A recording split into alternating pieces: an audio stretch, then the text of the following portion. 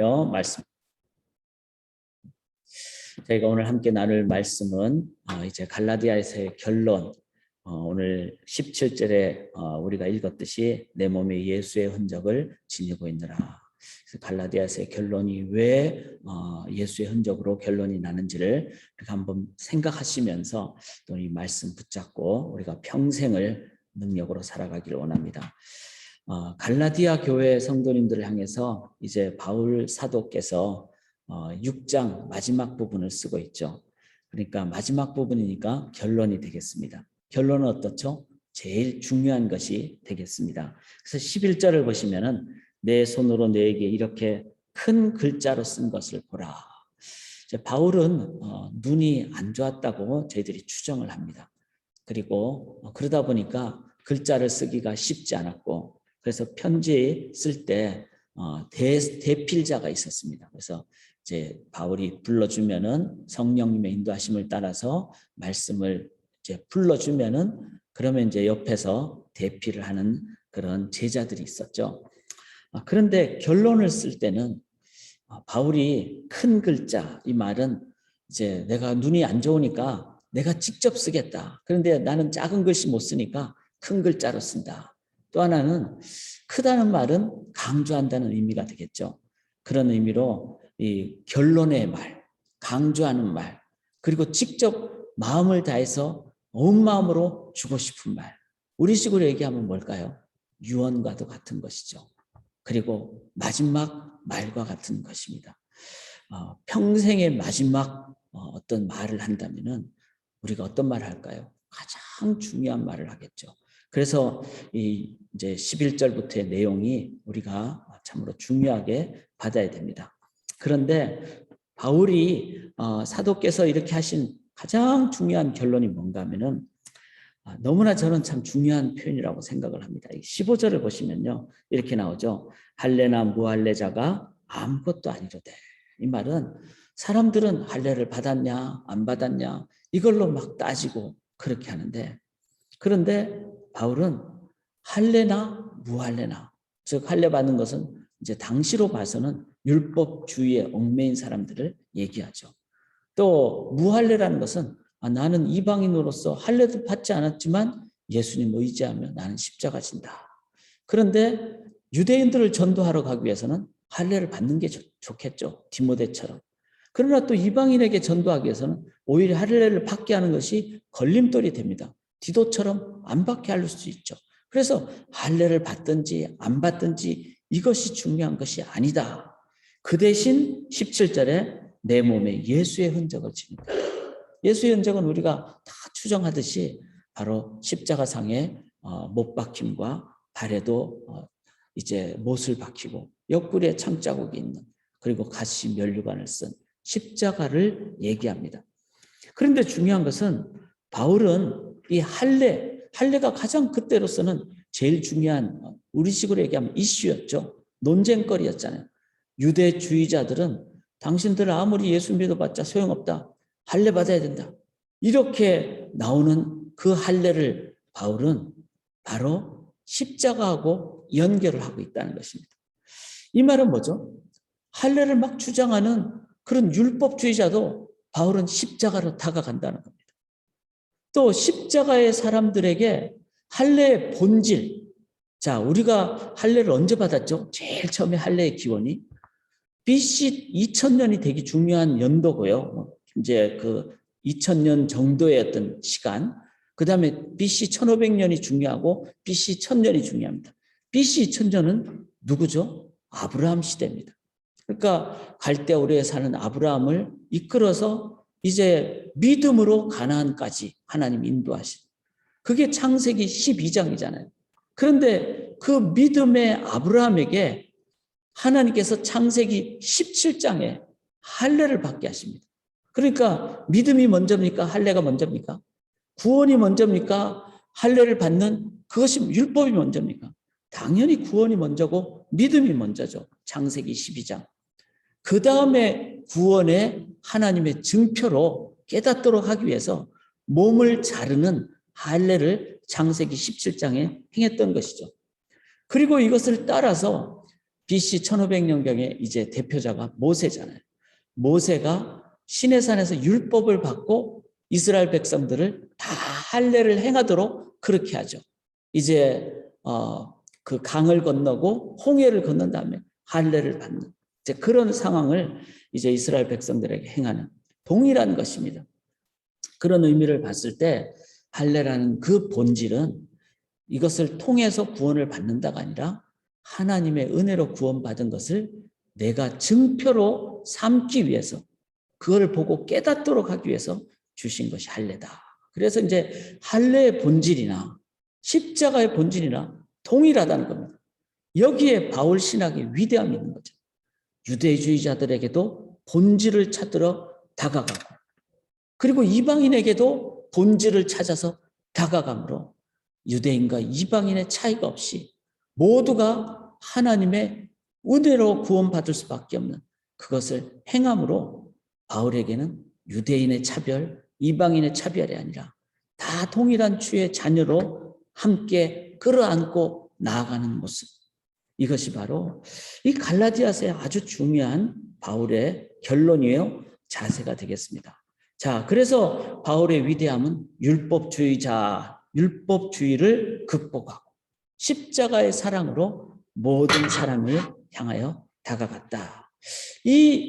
그 본질을 우리가 깨달아야 돼요. 자, 우리가 갈라디아서를 보면서 나는 이렇게 성경의 교리를 잘 이해했으니까 교리를 잘 이해 못하는 너희들은 다 나쁜 사람들이고 신앙의 초보도 모르고 신앙의 본질도 모르고 너희들은 안 좋은 사람들이야. 이거는 뭐죠? 말로는 맞죠. 근데 십자가의 본질은 없는 거예요. 십자가의 본질은 바울은 유대주의자들이든지 율법주의자들이든지 이방인이든지 누구에게든지 십자가를 딱 앞세우고 너 이거 있으면 살고 이거 없으면 죽어 이런 식의 막 경찰처럼 막 판사처럼 하는 것이 아니라 십자가적인 삶. 정말 십자가는 그냥 이렇게 내가 그걸 가지고 잣대로 삼는 것이 아니라 십자가는 내가 지는 거죠. 십자가는 내가 섬기는 거죠. 그게 바울의 가장 위대한 신학을 넘는 신앙으로. 여러분 신학은 중요합니다. 그러나 신학만으로 하면은 모든 사람을 다 그냥 잣대를 가지고 보고 소위 말해서 그냥 난도질을 하는 것이죠. 그러나 신학이 중요하지만 신학을 넘는 신앙, 그게 십자가의 사랑이다. 자, 바울은 어떻게 했습니까? 할례를 십자가의 의미, 원래 본질은 아브라함이 할례 받기 전에 십자가에 즉 예수 그리스도를 의지함으로 믿음으로 구원받았듯이. 자, 그래서 할례의 본질, 십자가의 본질을 같이 이해했을 때 그렇다면은 오늘 결론에 세 가지 원리가 있습니다. 자, 첫째, 할례든지 십자가든지 동일한 것이죠. 그건 뭐죠? 할례는 끊는 거잖아요.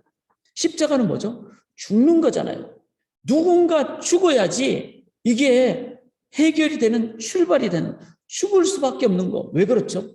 우리는 죄의 얽매인 자들이기 때문에. 우리가 바이러스가 들어오면은 그걸 이겨내야 되잖아요. 그 바이러스를 이겨내듯이 우리의 죄의 부분을 끊지 않으면 안 된다는. 그런데 죄의 삭은 뭐죠?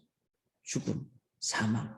그래서 여기 12절에 보면은 너에게 할례를 받게 하면 자, 이거 끊는다는 것이고 14절에 내가 그리스도로 말미암아 세상이 나를 대하여 십자가에 못 박히고 내가 세상 또한 세상을 대하여 십자가에 못 박힌다. 못 박힌다는 건 뭐죠?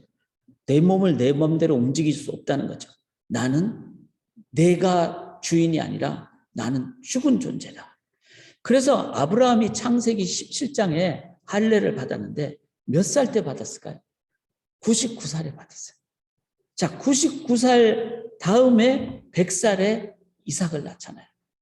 하나님은 이삭을 낳게 하는 생명을 갖게 하기 위해서 99세 된 아브라함에게 할례를 받게 하므로 너는 생명을 낳는 그것은 너 힘으로는 절대로 못한다. 이건 뭐죠? 자기 포기.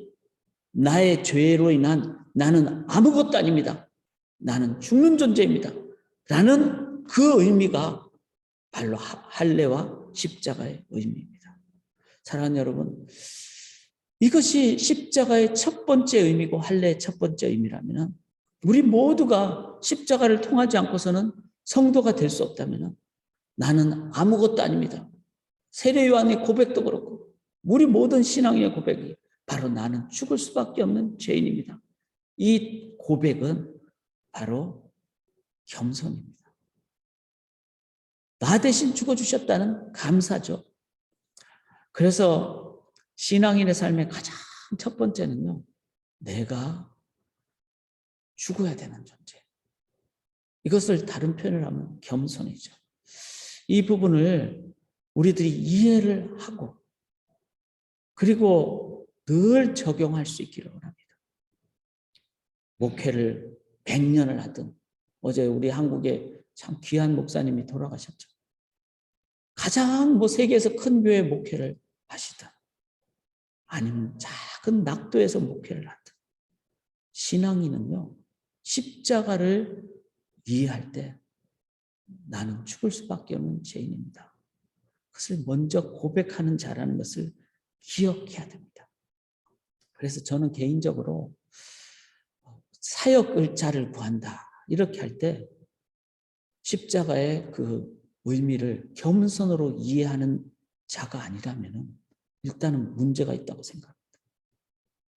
저 자신부터 늘 겸손한. 자, 그러나 두 번째가 또 중요하죠. 십자가는 내가 겸손하니까 나는 이제 아무것도 못합니다. 그리고 끝나버리면 가룟 유다처럼 되죠. 좌절해버리고 자기가 스스로 목숨을 끊게 되는. 그러나 그것이 십자가의 다가 아니고 대신, 그래서 14절에 보면은 내게는 우리 주 예수 그리스도의 십자가, 우리 주 예수 그리스도의 십자가, 즉 예수님이 나를 위해서 대신 죽어주신. 그래서 17절에 보면은 누구든지 나를 괴롭게 하지 말라. 내가 내 몸에 예수의 흔적을 지니고 있다. 예수의 흔적은 나의 흔적이 아니라 예수님이 대신 죽어주셨죠. 그래서 할례는 증표일 따름이지 창세기 12장에 믿음이 먼저 나왔다는 거. 이거 우리가 기억을 할 때 예수님이 나 위해서 대신 죽어주신 감사, 은혜, 십자가만을 바라보고 의지하는 믿음. 그랬을 때 우리에게 적용할 수 있는 건 뭐죠? 바로 기도입니다.